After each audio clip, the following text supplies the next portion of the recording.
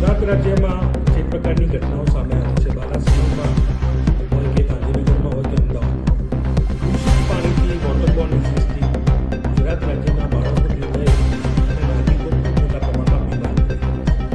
તેની સાથે સાથે ગુજરાત સરકારના માટેના કેટલાક આંકડા જળશક્તિ મંત્રાલયના 2024ના રિપોર્ટ મુજબ consolidated assessment of household tap કનેક્શનનો રિપોર્ટ જે વર્ષ 2024નો છે એ ચોંકાવનારો છે.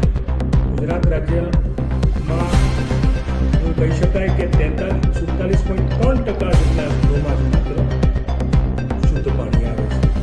50%થી પણ વધુ ગુજરાતના ઘરો એવા છે કે જ્યાં શુદ્ધ પીવાલાયક પાણી નથી આવતું, ટેપથી નથી આવતું.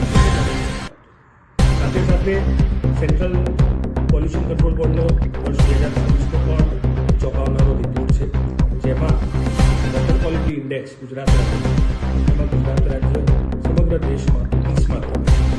બીજી વાત કરીએ કે જ્યાં ગાંધીનગરની વાત છે, પાટનગરની વાત છે, ત્યાં માત્ર 31.9% ઘરોમાં શુદ્ધ પીવાલાયક પાણી આવે છે, જ્યારે પાટનગર અમદાવાદમાં 46.1% ઘરોમાં જ શુદ્ધ પીવાલાયક પાણી આવે છે.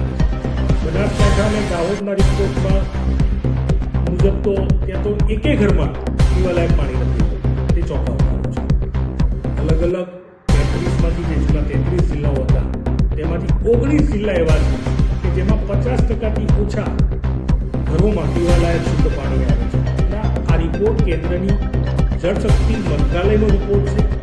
વર્ષ 2024નો functionality assessment of household tap connection રિપોર્ટના આંકડા છે, જે દર્શાવે છે કે કરોડો રૂપિયાના નામે, સ્માર્ટ સિટીના નામે, શુદ્ધ પાણી, પીવાલાયક પાણીના નામે ગુજરાતી નાગરિકો શુદ્ધ પીવાલાયક પાણીથી વંચિત છે એ સ્પષ્ટ છે.